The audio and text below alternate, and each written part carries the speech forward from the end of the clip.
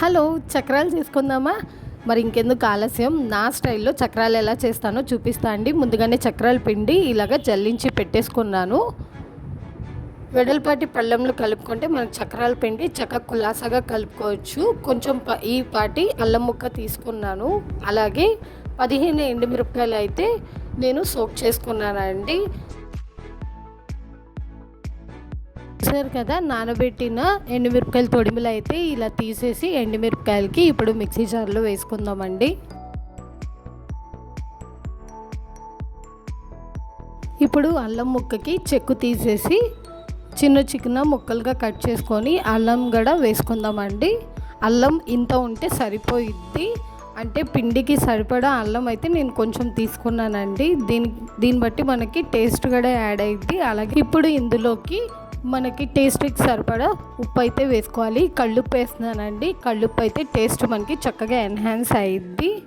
ఇప్పుడు ఈ ఎండుమిరపకాయలకి పేస్ట్లా అయితే చేసుకుందాము. అలాగే ముందుగానే మనం పిండిని చల్లించి పెట్టుకున్నాం కదా చక్రాల పిండికి, అది కొంచెం ఇలాగా పేస్ట్ చేసుకోవాలి. పేస్ట్ చేసుకున్న తర్వాత దీంట్లో కొంచెం వామ్ తీసుకుందామండి. అలాగే వామ్ని తీసుకొని 2 హ్యాండ్స్తో అయితే ఇలా క్రష్ చేసుకోవాలి. సో దట్ వామ్లో ఉన్న ఫ్లేవర్ అంతా కూడా మనకి అవుట్ వచ్చేసి మనకి చక్కగా వామ్ స్మెల్ వచ్చుద్ది. అలాగే టేస్ట్ కూడా బాగుంటుంది. వాముతో పాటు కావాలంటే నువ్వులు కూడా వేసుకోవచ్చండి. చాలామంది నువ్వులు కూడా ప్రిఫర్ చేస్తారు. మనకు కావాలంటే ఆప్షనల్గా వామ్ ప్లేస్లో నువ్వులు వేసుకోవచ్చు, లేదంటే 2 కూడా యాడ్ చేసుకోవచ్చు. అంటే 2 స్పూన్స్ ఆఫ్ వామ్ వేసుకుంటే 1 స్పూన్స్ ఆఫ్ నువ్వులు వేసుకోవచ్చు, లేదంటే కంప్లీట్లీ మనకి ఏది ఇష్టమైతే ఆ ఫ్లేవర్ని అయితే వేసుకోవచ్చు. మనం ఇలా క్రష్ చేసుకున్న వామ్ అంతా కూడా పిండిలో మిక్సప్ అయ్యేలాగా చూస్తున్నారు కదా, ఇలా చేత్తో అయితే కలుపుకుంటూ ఉండాలండి. స్టవ్ వెలిగించి కళాయి పెట్టుకోవాలండి. కళాయి వేడెక్కిన తర్వాత ఇందులో డాల్డా వేసుకున్నాను. డాల్డాని చక్కగా హీట్ అయ్యేలాగా మరిగించుకోవాలి. ఇప్పుడు ఇలా మరిగించుకున్న డాల్డాని అయితే మనం ముందుగానే కలుపుకున్న పిండిలో అయితే వేసుకోవాలి. మనం డాల్డా అయినా వేసుకోవచ్చు, లేదంటే ఆయిల్ అయినా హీట్ చేసుకొని వేసుకోవచ్చు అండి. హీట్ చేసుకున్న డాల్డా వేసుకోవడం వలన జంతికలు చాలా గుల్లగాను బాగుంటాయండి. హీట్ చేసుకున్న డాల్డాలో చేయి పెట్టుకోకుండా కొంచెంగా పొడి పౌడర్ అనేది యాడ్ చేసుకుంటూ కలుపుకోవాలన్నమాట. ఇలా కలుపుకున్న దాంట్లో మనం ముందుగానే రెడీ చేసుకున్న ఎండుమిరపకాయలు అల్లం పేస్ట్ అయితే వేసుకోవాలండి. దీంట్లో పిండికి సరిపడా కారం కానీ అలాగే ఉప్పు కానీ ముందే వేసేసుకున్నాను. కారం అంటే మనం వాడుతున్న ఎండుమిరపకాయల కారమేనండి. మనం కూరలో వేసుకునే పచ్చికారం కానీ వేరేదేమీ వాడనమాట. ఈ పేస్ట్ని మనం డైరెక్ట్గా కాకుండా ఇలా స్ట్రెయిన్ చేసుకుంటా మనం రెడీ చేసుకున్న పేస్ట్లోంచి వచ్చే జ్యూస్ మాత్రమే తీసుకుంటున్నామండి. ఎందుకంటే ఆ పిప్పి అనేది చక్రాల గిద్దకి అడ్డుపడి మళ్ళీ చక్రాలు అనేది స్ట్రక్ అవ్వకుండా ఓన్లీ దాంట్లో ఉన్న జ్యూస్ మాత్రమే తీసుకున్నాము. మనకి ఈ జ్యూస్లోనే టేస్ట్ అంతా వచ్చేసిద్దండి.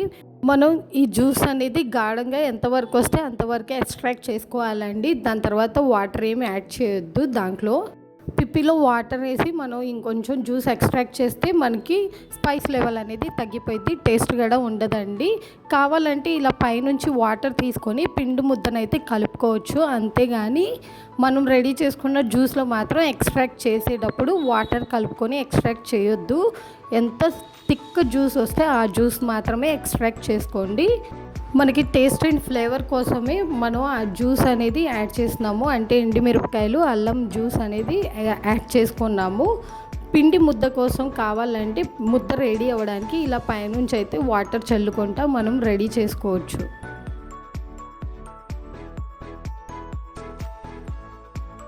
చూస్తున్నట్టయితే నాకు ఆ కన్సిస్టెన్సీ అనేది తెలిసిపోతుందండి. ఎండుమిరపకాయల ఫ్లేవర్ కానీ కలర్ కానీ మనకి అక్కడ తెలిసిపోయిద్ది అనమాట. అది కనుక మనకి మైల్డ్గా కాకుండా చక్కగా కన్సిస్టెన్సీ చక్కగా ఉండేటట్టు ఇక్కడ కనిపిస్తుంది కదా, అలా కలుపుకోండి. చక్రాల పిండి అనేది మరీ పల్చగా ఉండకూడదండి, అలా అని మరీ గట్టిగా ఉండకూడదు. ఇలాగా లూజ్ బ్యాటర్గా మనం అయితే కన్సిస్టెన్సీ రెడీ చేసుకున్నాము. ఇప్పుడు మళ్ళీ స్టవ్ వెలిగించి కళాయి పెట్టుకొని ఇప్పుడు చక్రాలు వేయించుకోవడానికి ఆయిల్ అయితే వేసుకోవాలి. చక్రాలు మనకి డీప్ ఫ్రై అయ్యేంత ఆయిల్ అయితే మనం వేసుకోవాలండి. నేనైతే ఇంత ఆయిల్ వేసుకున్నాను. చూస్తున్నారు కదా, ఇదైతే ఈ ప్లేట్ అయితే నేను తీసుకున్నానండి. చక్రాలు అనేది నాకు ఈ థిక్నెస్ ఉంటే సరిపోయిద్ది. మరీ సన్న కారపూస కాకుండా మరీ తిక్కగా కాకుండా మీడియం ఉండే. ఇప్పుడు ఇందులోకి ఈ చక్రాల గిద్దలోకి ముందుగా రెడీ చేసుకున్న పిండిని అయితే కొంచెం కొంచెంగా తీసుకుంటున్నాను.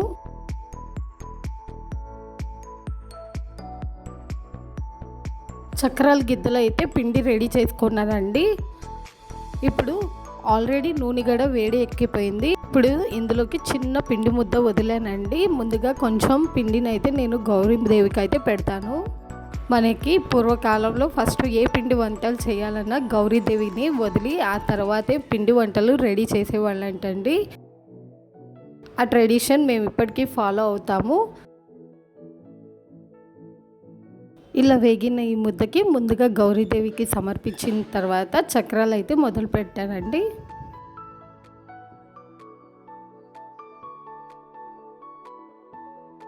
ఇప్పుడు చక్రాలు అనేది వేసుకుందాము.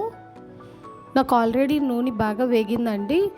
చక్రాలు వేయించుకోవడానికి మనకి నూనె వేగితే సరిపోయిద్ది. అలా అని హై ఫ్లేమ్ మీద ఉండొద్దు, ఎందుకంటే చక్రాలు అనేది పచ్చిగా ఉంటుంది, లోపల కుక్ అవ్వద్దు. అలా అని సెగకి మాత్రం పైకి మాత్రం వేగిపోయినట్టు ఉంటుంది, లోపలికి పచ్చిదనంగా ఉంటుంది. అలా అని స్లిమ్గా వద్దండి, మీడియంగా అయితే ఫ్లేమ్ పెట్టుకోవాలి.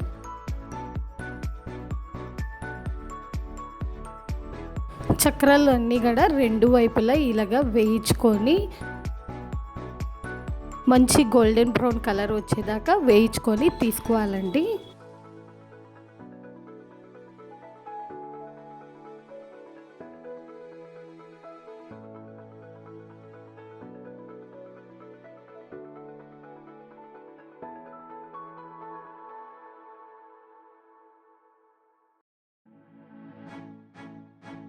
ఇలా వేయించుకున్న చక్రాన్ని ఫస్ట్ కొంచెం ఆయిల్ పోయేంత వరకు మనం ఎక్స్ట్రాక్ట్ చేసుకోవాలండి. అంతే, టేస్టీ జంతికలు అదే అండి, చక్రాలు అయితే రెడీ అయిపోయింది. ఇది నా స్టైలు, మీరు ఎలా చేస్తారో కామెంట్లో చెప్పండి.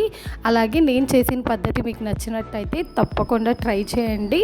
పిల్లలకి ఎంతో టేస్టీ అండ్ హెల్దీ అండి, ఎందుకంటే మనం దీంట్లోకి జింజర్ యాడ్ చేస్తున్నాం కదా, అల్లం యాడ్ చేయడం వలన మనకి డైజెషన్ ప్రాబ్లమ్స్ ఏమైనా ఉన్నా క్లియర్ అవుతాయి. అలాగే tasty and healthy snack item అయితే రెడీ అయిపోయిందండి. ఇలాగే నేను చక్రాలన్నీ రెడీ చేసేసుకుంటాను. మరి ఇంకెందుకు ఆలస్యం, మీరు కూడా తప్పకుండా ట్రై చేయండి. ఈ వీడియో మీకు ఎలా అనిపించిందో కామెంట్ చేయండి. అలాగే మీరు ఎలా చేసుకుంటారో తప్పకుండా నాకు కామెంట్ చేయడం మర్చిపోవద్దు.